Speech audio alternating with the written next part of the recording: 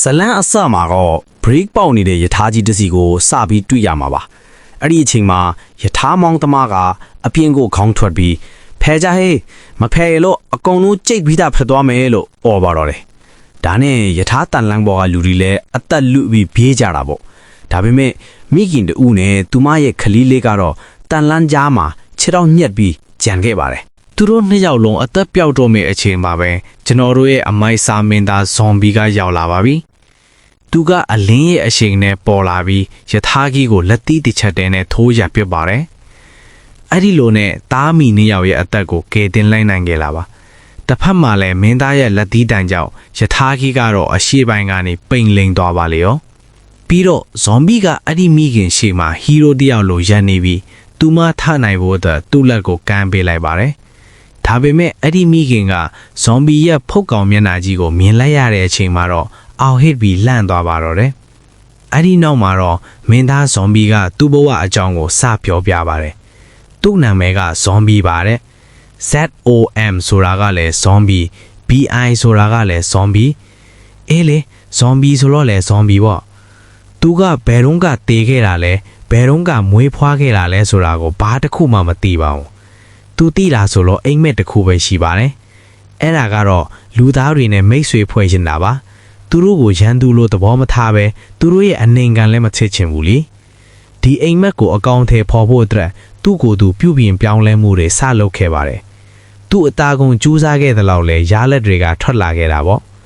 ့သူက hard work ကြိုးစားမှုတွေလုပ်ခဲ့တဲ့လောက်အောင်မြင်လာပြီးသူ့ရဲ့အိမ်မက်ကြောင့်လူပေါင်းများစွာကိုလည်းကူညီပေးခဲ့ပါတယ်အခုလဲကြည့်ပါဦးလူတွေအများကြီးဘောလုံးကစားနေတဲ့ကွင်းထဲကိုကုံသွဲကြီးလေရင်ပြန်ကြီး commercial plane တစ်စီးပြတ်ကြတော့မယ့်အခြေအနေပါလူတွေလည်းပြီးကြဟေးဒီလေရင်ပြန်ကြီးငါတို့ပေါ်ကျလာရင်တော့ဂျပန်ကဟီရိုရှီမာလိုဖြစ်ကုန်တော့မယ်ဆိုပြီးအောက်ပြေးနေကြတော့ပါပဲဇွန်ဘီကဟီရိုတယောက်လိုပြန်ပေါ်လာပြီးအဲ့ဒီလေရင်ကြီးကိုထိမ့်ပေးလိုက်ပြန်ပါတယ်အဲ့ဒီကင်မကသေးဘူးအဆောက်အဦတစ်ခုမီးလောင်နေတဲ့နေရာကိုလည်းပြေးဝင်သွားပြီးမီးထဲမှာပိတ်မိနေတဲ့ကလေးတွေကိုအတယောက်ထဲနဲ့ကဲထုတ်လာပါတယ်2ယောက်3ယောက်တောင်မဟုတ်ဘူးနော်9ယောက်လုံးကိုကဲခဲ့တာပါဒါပေမဲ့ဇွန်ဘီကိုယ်တိုင်လည်းသူ့ဘာလို့ဒီလောက်တောင်စွမ်းအားကြီးပါဝါဖူးဖြစ်နေရတာလဲဆိုလားဘာမှမသိပါဘူးသူမှတ်မိတာဆိုလို့မိုးရွာနေတဲ့နွေရာသီနေ့မှာဖုတ်ကောင်တွေစပြီးတောင်းချမ်းခဲ့တဲ့ဇွန်ဘီ outbreak အကြောင်းပဲရှိပါတယ်သူတို့တွေစာလုံနေတော့မှပဲရုတ်တရက်ကြီးဖုတ်ကောင်တကောင်ကအခန်းထဲကိုဝင်လာပြီးလူတွေကိုတယောက်ပြီးတယောက်လိုက်ကြိုက်ပါတော့တယ်အဲ့ဒီလိုနဲ့ကန်ဆိုးကျွန်တော်တို့ရဲ့ဇွန်ဘီလေးလည်းလူသားဘဝကနေဖုတ်ကောင်အဖြစ်ပြောင်းနေသွားခဲ့ရပါတယ်အစာပိုင်းမှာတော့သူကလည်းတခြားဖုတ်ကောင်တွေလိုပဲလူသားတွေကိုလိုက်ကြိုက်ဖို့ပဲတည်တဲ့တာမန် ordinary zombie တကောင်ပေါ့ဒါပေမဲ့တနေ့မှာတော့ဘဲကနေရောက်လာမှမသိတဲ့လူတစုကမဆိုင်ဒီတနက်တွေဘာစုကာတွေနဲ့လက်ပစ်ဘုံလေးပါတဲလာပြီးဖုတ်ကောင်တွေကိုအငိုးကြီးနဲ့အမဲလိုက်ပါတော့တယ်ဒါတင်မကသေးဘူးဗျာဒီလူတွေကဖုတ်ကောင်တွေကိုလောင်စာလိုမျိုးအသုံးချကြတာပါဖုတ်ကောင်တွေရှေ့မှာအသားတွေချိတ်ဆွဲပြီးစက်ပတ်လမ်းပေါ်ပြေးခိုင်းခြင်းလျှက်စစ်တအားထုတ်ယူကြတာပေါ့ဇွန်ဘီကတော့လူတွေကဘာလို့ဖုတ်ကောင်တွေကိုတတ်နေတာလဲဖုတ်ကောင်တွေကတော့ဘာလို့လူတွေကိုလိုက်ကိုက်နေတာလဲဆိုတာကိုနားမလည်နိုင်ခဲ့ပါဘူးဒါပေမဲ့အသက်ရှင်ဖို့အတွက်သူ့ကိုယ်သူပြောင်းလဲပြင်မယ်လို့ဆုံးဖြတ်လိုက်ပါတယ်အဲ့ဒီနောက်မှာတော့သူကဂျင်ဆော့ဒီတကယ်ကိုကြွက်သားအမြောင်းမြောင်းနဲ့လူကောင်ကြီးဖြစ်အောင်လုပ်ပါတော့တယ်ဖုတ်ကောင်ဘွားကနေလွတ်မှဖို့အသားစားတာကိုဖျက်လိုက်ပြီးပရိုတီင်းမုန်တွေပဲတောက်ပြီးတော့3ရက်မှတစ်ခါပဲအစာစားတဲ့တကယ် perfect ဂျင်ပွိုင်းကြီးဖြစ်လာခဲ့တာပါနီရောညပါအပြင်းထန်လေ့ကျင့်ခန်းလောက်ခဲ့တာကြောင့်တနေ့မှာတော့သူကအတော်ဆုံးနဲ့အတန်မာဆုံးဘရင်တစုဖြစ်လာပါတော့တယ်အခုဆိုရင်သူကခွန်အားရောဉာဏ်ပညာပါရှိနေပြီထင်လို့လူသားတွေရဲ့လူအဖွဲ့အစည်းထဲမှာရောနှောနေထိုင်မှုဆုံးဖြတ်လိုက်ပါတယ်သူကလူတွေကိုအစွမ်းကုန်ကူညီပေးနေရင်းနဲ့ပဲအစဉ်အတန်းရှိတဲ့ဇွန်ဘီအေးလေးတယောက်ဖြစ်လာခဲ့တာပါတနေ့မှာတော့ဇွန်ဘီကအိမ်မှုကိစ္စတွေလုပ်နေတော့စားစရာတွေကုန်နေပြီဆိုတာသိလိုက်ရလို့ဈေးဝယ်ထွက်ဖို့ပြင်ဆင်ပါတော့တယ်သူစူပါမားကတ်မှာဈေးဝယ်နေတော့အယောင်ဝက်နံမလေးကရှင်ဒီမျက်နှာဖုံးကိုတက်ထားတာကြားလာပြီးတရက်လောက်တော့မျက်နှာပြပါလားလို့မေးတော့ဇွန်ဘီကဒါကမျက်နှာဖုံးမဟုတ်ပါဘူးလို့ပဲပြန်ပြောခဲ့ပါတယ်အဲ့ဒီနောက်မှာတော့ကားပေါ်ကိုပစ္စည်းတင်နေတဲ့လူတွေကိုတွေ့တော့စိတ်ကောင်းရှိတဲ့ဇွန်ဘီကပြုံးပြုံးလေးနဲ့သွားကူညီပေးပါတယ်အဲ့ဒီအချိန်မှာပဲလူတစုကဇွန်ဘီကိုချောင်းပင်းပြီးကြည့်နေကြတာပါသူတို့ရဲ့ရည်ရွယ်ချက်ကတော့စပိုင်ဒါမန်ရဲ့မျက်နှာဖုံးကိုခွာသလိုဇွန်ဘီရဲ့မျက်နှာဖုံးကိုခွာပြီးသူ့ရဲ့ရုပ်အစစ်ကိုကြည့်ကျင်နေကြတာပါ အဲ့ဒီအချိန်မှာဇွန်ဘီကကြော်ညာတစ်ခုကိုကြည့်ပြီးစိတ်မကောင်းဖြစ်သွားပါတယ်အဲ့ဒါကတော့အရင်ကသူ့ရဲ့တပိတ်ထွတ်ခဲ့မှုတဲ့တယောက်ကို SS အဆင့် boss အဖြစ်ကြီးညာထားတာကိုတွေ့လိုက်လို့ပါကင်မရာသမားကဆရာဒီကောင်ကလီရင်ပြန်ကြီးကိုတော့မားခဲ့တဲ့သူဆိုတာဟုတ်လို့လားတကြီးမားနေတာမဟုတ်ပါဘူးနော်လို့မေးလိုက်တော့မှန်ပြောင်းနဲ့ကြည့်နေတဲ့လူကမင်းကလည်းငါတို့သာသူ့မျက်နှာဖုံးကိုခွာနိုင်ရင်ပတ်စံနေအပုံလိုက်ရမှာကွာလို့ပြန်ပြောနေတော့မှပဲနှစ်ယောက်လုံးမျက်လုံးပြူးသွားရပါတယ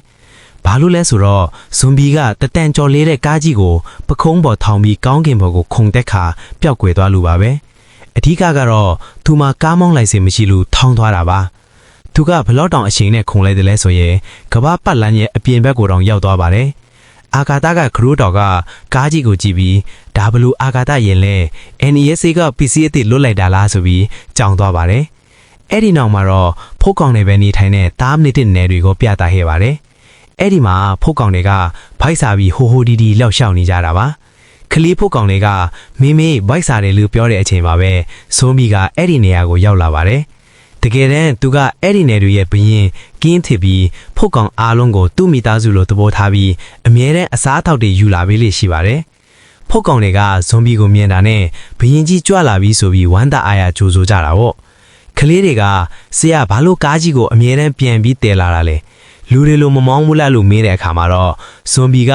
ငါမှကောင်းမောင်းလိုင်စင်မရှိဘူးလေသူလေးလူရဲ့လို့ပြန်ပြောလိုက်ပါတယ် ဇူမီကသူ့ရဲ့လူချက်ကိုပြောပြလာပါတယ်သူဟာလူသားတွေရဲ့အကြည့်နဲ့ဝေးရအရက်မှာဒီနေရာလေးကိုအပိုင်သိမ်းထားတာပါအဓိကကတော့သူ့ရဲ့ဖုတ်ကောင်အုပ်စုကိုအကျင့်စာရိတာကောင်းတဲ့ဖုတ်ကောင်တွေချစ်ဖို့လေ့ကျင့်ပေးဖို့ပါပဲအရင်ကလိုလူသားတွေရဲ့အသားကိုစားတာမျိုးလုံးဝမလုပ်ရတော့ပဲအခုဆိုရင်သူတို့ကိုကြက်ဥနဲ့ပရိုတင်းတွေပဲကျွေးပြီးပြောင်းလဲပေးနေတာပါအဲ့နောက်ဇူမီကကလေးတယောက်ကိုကြံတဲ့ရွာသားတွေဘယ်ရောက်ကုန်ပြီလဲလို့မေးလိုက်တော့ကလေးကသူတို့အားလုံးဟိုတယ်ရဲ့ခန်းမဆောင်ကြီးတန်းတော့ရှိနေကြတယ်လို့ပြန်ဖြေပါတယ်ဇူမီခန်းရက်ကိုဝင်သွားတဲ့အခါမှာတော့သူ့မှာအရန်ကိုတစ္ဆာရှိတဲ့လက်တပိတ်တွေရှိနေတာကိုတွေ့ရမှာပါပထမဆုံးတစ်ယောက်ကတော့လမ်းပါသူက boss အဆင့်ဖြစ်ပြီးအန်ဒီရဲ့အဆင့် S3 လုံးတောင်ရှိပါတယ်ဒုတိယတစ်ယောက်ကဘာပါသူလည်း boss အဆင့်ဖုတ်ကောင်းဖြစ်ပြီးအန်ဒီရဲ့အဆင့် A3 လုံးပါနောက်ထပ်အာဂန်လည်းပါသေးတယ်သူလည်း S3 လုံးအဆင့်အကျန်းစားကြီးပေါ့ဒါတွေမကသေးဘူးဗျခေါင်းဗာမင်နဲ့ Blackie တို့လည်းရှိပါသေးတယ်သူတို့အားလုံးက S3 လုံးအဆင့်ရှိတဲ့ boss အဆင့်ဖုတ်ကောင်းတွေကြီးပါပဲသူတို့ကဇွန်ဘီအတွက်ဆိုရင်အသက်တောင်ပေးဝန့်တဲ့သစ္စာရှိလက်တစ်ပြည့်အကျော်တွေပေါ့ဇွန်ဘီကဂါကိုမင်းကလူသားတွေကြားမှာနောက်တစ်ခါဝေယမ်းထုတ်ခံနေပြန်ပြီလို့ပြောလိုက်တော့ဂါကသူဟာလူသားတွေကိုမြင်လိုက်တာနဲ့သူ့ခန္ဓာကိုယ်ကအလိုလျောက်ထိမ့်မရဖြစ်သွားတာလို့ဝန်ခံပါတယ်ဇွန်ဘီကခေါင်းဆောင်တယောက်လိုထိုင်နေတော့မှဘလက်ကီကကျွန်တော်တို့ဒီလိုမျိုးလူသားတွေရန်ကနေဘလောက်အထိထွက်ပြေးနေရအောင်မလဲအမြဲတမ်းစခန်းတွေကိုရွှေ့နေရတာစိတ်ပြက်ဖို့ကောင်းလာပြီလို့မေးလာပါတယ်အဲ့ဒီမှာဗာမင်းကကျွန်တော်တို့ကိုအပြင်ထွက်ခွင့်ပေးပါသူတို့နဲ့ထိတိုက်တွေ့ပြီးဘသူကအစ်အစားကြမ်းလဲဆိုတာပြလိုက်မယ်ကျွန်တော်ရဲ့လောဆာကြီးတောင်တန်ကြီးတက်နေပြီအသားနဲ့သွေးကိုတောင်းတနေတာလို့အကျန်းစားကြီးអော်ပါတော့တယ်ဒါပေမဲ့ဇူမီကလူသားတွေကလည်းမင်းတို့တင်းတယ်လို့မလွယ်ဘူးလို့တတိပေးလိုက်ပါတယ်အဲ့ဒီအချိန်မှာပဲရဟတ်ရင်ကြီးအတန်ကိုကြားလိုက်ရပါပြီ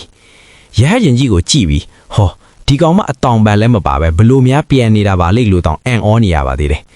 အဲ့ဒီနောက်မှာတော့ body အလန်းစားနဲ့ waifu မလေးတယောက်ကိုတွေ့ရမှာပါစိတ်မပူနဲ့နော်ဒီထဲမှာ romance မပါဘူးဟာတာတတ်ပါအဲ့ဒီမလေးက reader မှာစစ်ဆေးကြည့်လိုက်တော့အောက်မှာ zombie တွေအပိရှိနေတာကိုတွေ့သွားပါတယ်သူမရဲ့အဖွဲသားတွေကလည်းကိရိယာတွေအကုန်အစင်ပြင့်သွားတယ်လို့အကြောင်းကြားလာတာပေါ့သူတို့ရဲ့ကိရိယာဆိုတာကတော့တကယ်ကိုကြောက်စရာကောင်းတဲ့1 ကီလိုတန်းရှိတဲ့ nuclear ဘုံးကြီးတစ်ခုပါအဲ့ဒါကြီးကနောက်မိနစ်ပိုင်းအတွင်းမှာ zombie မျိုးထော်ပေါ်ကိုပြုတ်ပြီးအကုန်လုံးကိုအပိုင်းပိုင်းဖြစ်အောင်ဖောက်ဖျက်ပစ်တော့မှာပါမလေးကဒီယွင်စလာကောင်းတဲ့ဖိုးကောင်းတွေကိုနျူကလ িয়ার အရသာကျွေးလိုက်စမ်းလို့အမိန့်ပေးလိုက်ပါတယ်။ဗာမင်ကဒီကလူသားတွေနဲ့ရဟရင်ဆိုတာသိသွားတော့ကျွန်တော်တို့သွားရှင်းပြဟမ်လားလို့ဇွန်ဘီကိုမေးပါတယ်။ဒါပေမဲ့ဇွန်ဘီကခွင့်မပြုပါဘူး။ဘာလို့လဲဆိုတော့ဗာမင်ကလူသားတွေနဲ့နီးကပ်တော့ထိမ့်မရအောင်ကြမ်းသွားတတ်လို့ပါ။အဲ့ဒီအစားသူကမြို့သူမြို့သားတွေကိုအရင်စုတ်ခွာခိုင်းလိုက်ပါ။ငါကိုယ်တိုင်ပဲသွားဖြေရှင်းမယ်လို့အမိန့်ပေးလိုက်ပါတယ်။မြို့သူမြို့သားဆိုတာကဖုတ်ကောင်တွေကိုပြောတာပါ။တစ်ဖက်မှာလည်းအဲ့ဒီမလေးကမြေခွင်တက်ထွယ်တွေကိုအောက်ကိုစီးလွတ်လိုက်ပြီး20မိနစ်အတွင်းမှာပုံးခေါင်းနေတဲ့လူသားတွေကိုကယ်ထုတ်ပြီးအမြန်ပြန်ထွက်လာခဲ့ကြလို့ညွှန်ကြားလိုက်ပါတယ်။အဲ့ဒီအချိန်မှာသူတို့ကမြေခွင်မှာ boss အဆင့်ဖို့ကောင်တယောက်ရှိနေတာကိုသိသွားကြပါတယ်။ဒါကြောင့်သူတို့ရဲ့အစွမ်းအထက်ဆုံးစစ်သားတယောက်ကိုလွတ်လိုက်ပြီးအဲ့ဒီဖို့ကောင်ကိုငါလက်ထဲသာကြားလိုက်အပိုင်းပိုင်းခုတ်ထစ်ပြမယ်လို့ကြုံဝါပါတော့တယ်။အဲ့ဒီနောက်မှာတော့နောက်ထပ်အဖွဲ့အစည်းတစ်ခုကိုပြသလာပါတယ်။ မင်းတို့ဇဝေဇဝါမဖြစ်အောင်အရင်ရှင်းပြရမယ်ဆိုရင်ဟိုမလီအဖွဲကတစ်ဖွဲအခုမျက်နှာနဲ့အဖြူရောင်ဝတ်ထားတဲ့အဖွဲကတစ်ဖွဲစီပါပြောရတော့ဒါက V-Link အဖွဲပေါ့သူတို့ကစွမ်းအားရှင် Academy ကလူတွေရောက်နေပြီသူတို့က Zombie တဲ့တီလင်ရကိုတိသွားကြပြီလို့သတင်းပို့ပါတယ်ဒါပေမဲ့သူတို့ခေါင်းဆောင်ကသူတို့ကိုကစားခွင့်ပေးလိုက်ပါအောင်လို့ပြောပြီးခလုတ်တစ်ခုကိုနှိပ်လိုက်ပါတယ်အဲ့ဒီအခါမှာတော့လူသားတွေအပြည့်ထည့်ထားတဲ့လောင်ရည်ကြီးက Zombie တွေကြားတဲ့ကိုပြုတ်သွားပါတော့တယ်လောင်ရည်ကြီးကျသွားတာနဲ့ဟိုမလီအဖွဲကလည်း Zombie တွေလာနေပြီလူသားတွေကိုကဲတင်ဖို့ပြစ်ကြဟဲဆိုပြီးပြစ်စားပါတော့တယ်အဲ့ဒီကြားထဲမှာစပင်အနီရောင်တဲ့ကောင်မလေးကဒီဖုတ်ကောင်တွေကဘာလို့မသေးနိုင်တာလဲလို့အော်ဟစ်နေခြင်းပါဇွန်ဘီတယောက်ကကလေးတွေကိုကြီးစံတွေကြားကနေအသက်ပေးကာကွယ်ပေးနေတာကိုတွေ့ရမှာပါအဲ့ဒီအချိန်မှာပဲစစ်သားတယောက်ကဘာဇူကာကိုထုတ်လိုက်ပြီးဇွန်ဘီကိုချိန်ပိုင်ပြီးဖိကြပါတော့တယ်စစ်သားကဒီနေ့တော့တခါတဲ့အတုပပါချပေးလိုက်မယ်လို့ကြုံသွားသည်ဘာဇူကာနဲ့ဇွန်ဘီကိုတက်တက်ကြီးဖြစ်ထည့်လိုက်ပါတယ်အုံးခနဲ့အတန်ကြီးနဲ့အတူပေါက်ကွဲမှုအကြီးကြီးဖြစ်သွားတာပေါ့အဲ့ဒီအချိန်မှာတပ်ဖွဲ့ဝင်တယောက်ကပြေးလာပြီးသူကဇွန်ဘီမဟုတ်ဘူးဗျာသူကလူတွေကိုအမြဲကူညီပေးနေတဲ့စွမ်းအားရှင်ပါသူကဇွန်ဘီမျက်နှာဖုံးဆွတ်ထားတာပဲရှိတာလို့တတိပေးပါတယ်ဘာဇူကာနဲ့ပြစ်လိုက်တဲ့လူလဲငါအပြစ်မဲ့တဲ့လူကိုတတ်မိပြီလားဆိုပြီးလန့်သွားတာပေါ့ဒါပေမဲ့မီးခိုးတွေကြားကနေဇွန်ဘီကအေးအေးဆေးဆေးပြန်ထွက်လာပါတယ်သူ့မှာအစင်းရလေးကောင်မထင်ပဲဘာမှမဖြစ်ခဲ့တာပါအဲ့ဒီအချိန်မှာရေဒါကနေမြေပြင်မှာ boss အဆင့်ဇွန်ဘီတကောင်ရှိနေတယ်ဆိုတာပြလာလို့အဖွဲ့ခေါင်းဆောင်ကဟီးရိုးတယောက်လိုအောက်ကိုခုန်ဆင်းပြီးတိုက်ဖို့ပြင်ပါတော့တယ်တစ်ဖက်မှာလည်း V-Link အဖွဲ့ကလူသားတွေကဇွန်ဘီတွေကိုတပ်ဖြတ်နေတာကိုကြည့်ပြီးနည်းနည်းတော့အဆက်လေးထပ်ထည့်ပေးရအောင်မယ်ဆိုပြီးခလုတ်တစ်ခုကိုနှိပ်လိုက်ပါတယ်အဲ့ဒီအခါမှာထွက်ပြေးနေတဲ့ဇွန်ဘီအချို့ကိုသူတို့ကလှမ်းထိန်ချုပ်လိုက်ပြီးဇွန်ဘီအမှတ်96နဲ့ကွန်မဆယ်တို့ဟာရုပ်ပြက်ဆင်းပြက်တရဝါကြီးတဲ့အထက်အသွင်ပြောင်းသွားပါတော့တယ်သူတို့ကအရင်ကတည်းကပိုပြီးဆွမ်းအားကြီးလာတာကိုမြင်တော့ဇွန်ဘီလည်းသူ့လူတွေဒီလိုဖြစ်သွားတာကိုကြည့်ပြီးအံ့ဩနေရပါတယ်အဲ့ဒီအချိန်မှာပဲအကယ်ဒမီကဓာထိုင်းဆရာကြီးကဇွန်ဘီကိုနှိမ်နှင်းဖို့ကောင်းကင်ကနေဆင်းလာပါတယ်ဥက္ကဋ္ဌမာလီကလည်းအဆင့် A ရှိတဲ့ဇွန်ဘီကောင်ရောက်နေပြီမို့လို့အကုန်လုံးစုတ်ခွာကြဖို့အမိန့်ပေးလိုက်တာပေါ့တပ်ဖွဲ့ခေါင်းဆောင်ကဇွန်ဘီကိုဆွဲပြီးကားပေါ်ပစ်တင်ကမောင်းတော့ဟိတ်ရှေ့မှာဘာလာလာတိုက်ပစ်လိုက်တော့ဆိုပြီးဇွန်ဘီနေမြေကနေအမြန်ထွက်ပြေးကြပါတယ်အဲ့ဒီမှာစပင်ဒီမာလေးကဇွန်ဘီကိုရှင်ကဇွန်ဘီမျက်နှာဖုံးနဲ့လူတွေကိုအမြဲကူညီပေးနေတဲ့သူမလားရှင်ရဲ့ရုပ်အစစ်ကိုမြင်ကျင်လိုက်တာလို့ပြောလိုက်တော့ဇွန်ဘီတယောက်ရင်တုန်သွားရပါတယ်သူကဇွန်ဘီမှလူတီမာကိုကြောက်နေတာကိုတကယ်တော့ဇွန်ဘီမှာပင်ကိုစရိတ်ကိုထိန်းချုပ်ထားတဲ့ပုံစံမျိုးစုံရှိပါတယ်အခုပုံစံကတော့နည်းနည်းကြောင်တောင်နိုင်ပေမဲ့အရန်ကိုစွမ်းအားကြီးတဲ့ပုံစံပါအဲ့ဒီအချိန်မှာအဆင့် A ကြီးဇွန်ဘီကဘတ်ကားကြီးကိုမှားပြီးစစ်သားတွေပေါ်ဖြစ်တင်လိုက်တဲ့အချိန်မှာဓာတိုင်းဆရာကြီးမာရှယ်ကရောက်လာပြီးကားကြီးကိုနှိပ်ချမ်းပြတ်သွားအောင်ခုတ်ချလိုက်ပါတယ်စစ်သားတွေကလည်းဓာတိုင်းကလပ်ကမာရှယ်ရောက်လာပြီးဟေးငါတော့အနိုင်ရတော့မယ်ဆိုပြီးဝမ်းသာအားရအော်ကြတော့ပေါ့မာရှယ်ကလူတွေကိုကယ်ထုတ်ပြီးအမြန်ထွက်သွားကြကျန်တဲ့ငါတာဝန်ထားလို့ပြောပြီးကြံခဲ့ပါတယ်ဒါပေမဲ့ဇွန်ဘီကသူ့ရဲ့လက်တပည့်လေးလက်တန်းနိုင်ရဲ့အတန်ကိုကြားလာလို့ပြန်သွားကြည့်တဲ့အချိန်မှာတော့ဇွန်ဘီကပျောက်ကွယ်သွားတာကိုတွေးလိုက်ရပါတယ်လက်တန်းနိုင်ကအရန်ကိုဒေါသထွက်ပြီးမာရှယ်ကိုပြေးတိုက်ပေမဲ့ဓာတိုင်းဆရာကြီးကတစ်စက္ကန့်တွင်မှာပဲလက်တန်းနိုင်ကိုအချက်များစွာခုတ်ထစ်လိုက်တာကြောင့်လက်တပည့်လေးခမမြေပြေပေါ်လဲကျသွားပါတော့တယ်မာရှယ်ကအခုတော့ AACC အနားယူနိုင်ပါပြီလို့ပြောပြီးထွက်သွားဖို့ပြင်တော့ဇွန်ဘီရောက်လာပြီးသူ့ရဲ့လက်တပည့်လေးတကူလုံးပြက်ရှဒဏ်ရာတွေနဲ့လဲနေတာကိုမြင်သွားပါတယ်ဥက္ကဋ္ဌမာလီကတော့အလုတ်ပြီးပြန်ကြစို့လို့ပြောနေကြတာပေါ့ဇွန်ဘီကလက်တန်းနိုင်ကိုကြည့်ပြီးဒါသူတို့အပြစ်မဟုတ်ပါဘူးငါတို့ကိုယ်တိုင်ကပဲကိုမထိန်ချုပ်နိုင်ခဲ့လို့ပါလို့ပြောလိုက်တဲ့စကားကိုမာရှယ်ကကြားသွားပါတယ်မာရှယ်ကဇွန်ဘီမရင်တေးရမှာပဲဇွန်ဘီကိုအရှင်အဟုန်ပြင်းကခုတ်ချလိုက်ပါတော့တယ်ယဟင်းရင်ပေါ်ကလူတွေကအောက်မှာနောက်ထပ် boss အဆင့်ဇွန်ဘီတကောင်ရှိနေသေးတယ်လို့ပြောတော့နောက်တစ်ယောက်ကဘာမှမစိုးရိမ်နဲ့မာရှယ်ရှိတယ်လို့ပြန်ပြောပါတယ်ဒါပေမဲ့ဥက္ကဋ္ဌမာလီကမဟုတ်ဘူးမာရှယ်ရှုံးသွားပြီလို့ပြောလိုက်တဲ့အခါအကုန်လုံးအံ့ဩသွားပါတယ်နောက်တစ်ခွက်မှာတော့မာရှယ်တယောက်အတွင်းကောင်းဖောင်းကြီးတစ်ထဲနဲ့အဆက်တကွဲထစ်နေတာကိုတွေ့ရပါတယ်ဇွန်ဘီကသူ့ကိုတစ်ချက်ထဲနဲ့အဝတ်အစားတွေပါပြတ်ထွက်အောင်ပြင်းလိုက်တာပါဒါပေမဲ့ဇွန်ဘီကလူသားတွေကိုမတတ်ပါဘူးရှုံးအောင်ပဲလုပ်တာပါဥက္ကဋ္ဌမာလေးကဆရာကြီးရဲ့အသက်ကအရန်ကိုအန်ဒီရရှိနေပြီးဒဏ်ရာတွေလည်းပြင်းထန်လွန်လို့စိတ်ပူနေရပါလေ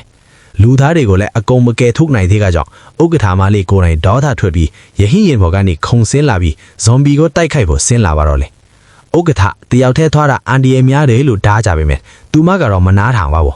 သူမကဇွန်ဘီရဲ့ခေါင်းကိုဓာနဲ့အင်းအိုက်တာကြီးခုတ်ချလိုက်ပေမဲ့ဇွန်ဘီရဲ့ဦးခေါင်းကအယမ်းမှလွန်းလို့သူမရဲ့ဓာပဲအစိတ်အမွာပျက်စီးသွားပါတော့တယ်ဒါကိုမြင်လိုက်တဲ့ဥက္ကဋ္ဌမာလေးလည်းအကြီးကျယ်ကြောင်သွားရပါပြီဥက္ကဋ္ဌမလေးကတော့ကြောင်ပြီးစဉ်းစားနေတာပေါ့ဒီကောင်ကဘာနဲ့လှုပ်ထားတာလဲ အာမိုဂျာဘလစ်မီနဲ့လောင်ထားတာလားဆိုပြီးတော့ပေါ့သူမရဲ့အဖွဲသားတွေကဥက္ကဋ္ဌအစင်ပြေလာလို့လှမ်းပြီးတော့ဟောင်းတတိပြန်ဝင်လာပါတယ်ဇွန်ဘီကလည်းရင်ကြီးကြီးနဲ့ပြန်တောင်းမှနေတာပါဥက္ကဋ္ဌမလေးကနင်းစကားပြောနိုင်တာပဲဒါဆိုနင်းကမျိုးရိုးဘီသားပြောင်းလဲနေတဲ့ mutant တယောက်ဖြစ်ရမယ်လို့ပြောပြီးအရင်ဓာတ်တဲ့ပို့အစွမ်းထက်တဲ့ enhanced blade စွမ်းအားမြင့်ဓာတ်ကိုထုတ်လိုက်ပါတယ်ဇွန်ဘီကငါပြောတာလေးနည်းနည်းလောက်နားထောင်ပါအောင်လို့တောင်းပန်မိမယ်သူမကတော့ရမမြက်ရီရောက်မှသွားပြောလိုက်ဆိုပြီးထပ်တိုက်ပါတော့တယ်ဇွန်ဘီကနောက်ပြန်ကျွမ်းထိုး back flip တွေနဲ့ရှောင်နေပေမဲ့ဥက္ကဋ္ဌမလေးကအရန်သွက်ပါလေသူမက red blade cleave ဆိုတဲ့အထူးတိုင်းကွက်နဲ့ခုတ်ချလိုက်တာဇွန်ဘီကငုံရှောင်လိုက်လို့မထီပေမဲ့အနောက်ကအဆောက်ဦးကြီးကတော့နှစ်ချမ်းပြတ်သွားပါလေသူမကတော့ဇွန်ဘီကသူမကိုကစားနေတယ်ထင်ပြီးဒေါသတွေထွက်နေတာပေါ့တစ်ဖက်မှာတော့အဝတ်အစားမရှိတော့တဲ့ဆရာကြီးမာရှော်ကိုအဖွဲထားတွေကကဲထုတ်သွားပါတယ်ဆရာကြီးအဝတ်လေးပါလေးဖုံပါအောင်အောက်ကပစ္စည်းကြီးမြင်နေရပြီဆိုပြီးတော့ပေါ့ဥက္ကဋ္ဌမလေးစီကလည်းလူသားအားလုံးကိုကဲထုတ်ပြီးဖြစ်လို့စုတ်ခွာဖို့အကြောင်းကြားလာပါတယ်ဒါပေမဲ့သူမကတော့ဇွန်ဘီနောက်ကိုပဲတကောက်ကောက်လိုက်နေတာပါဇွန်ဘီကဂတိပြီးငါမပြေပဲရက်နေရင်ငါ့ကိုထားမတိုက်ဘူးလို့ပြောလိုက်တော့ဥက္ကဋ္ဌမလေးကပိုဒေါသထွင်ပြီးသူမရဲ့ခြေလောက်က boost တွေကိုအားကုန်ဖွင့်လိုက်တာသူမရဲ့အချင်းကအစနှေလာလို့မြန်သွားပြီးဇွန်ဘီကိုအားပြင်းပြင်းနဲ့ခုတ်ချလိုက်တာဇွန်ဘီမြေပြင်ပေါ်တရှိန်ထို့လွင့်ကျသွားပါတော့တယ်ဇွန်ဘီလဲသွားတော့မှဥက္ကဋ္ဌမလေးကပလက်မတ်ကိုရှင်းလင်းပြီးပြီလို့ထင်ပြီးရဟတ်ရင်ကိုလာကြိုဖို့အမိန့်ပေးပါတယ်ဒါပေမဲ့ဗီလန်အဖွဲ့ကလူယုတ်တော်တို့ spy တလူကြကိုအသုံးချပြီးနျူကလ িয়ার ဘုံနျူကလ িয়ার ဝါဟက်ကိုဇွန်ဘီမျိုးတော်ပေါ်ပစ်ချလိုက်ပါပြီ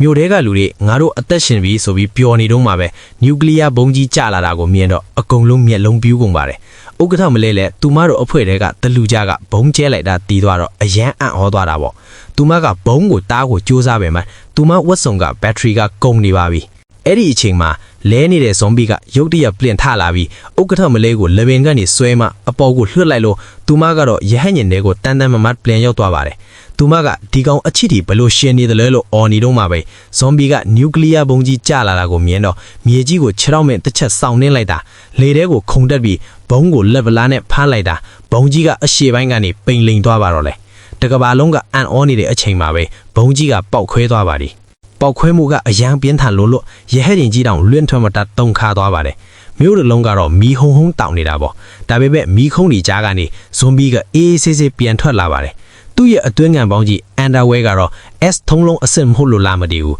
မီးလဲမလောင်ပြက်လဲမပြက်ပဲအကောင်တိုင်းရှိနေတာပါဇွန်ဘီကသူ့ဖင်ကိုကောက်နေရင်ဘာလို့အမြဲတမ်းဒီနေရာပဲရားနေတာလဲမသိဘူးလို့ပြောလိုက်တာကတော့စိုက်တာမှာ One Punch Man နဲ့ပြိုင်ဘက်ကောင်းတယောင်ရလိုက်တယ်လို့ပါပဲ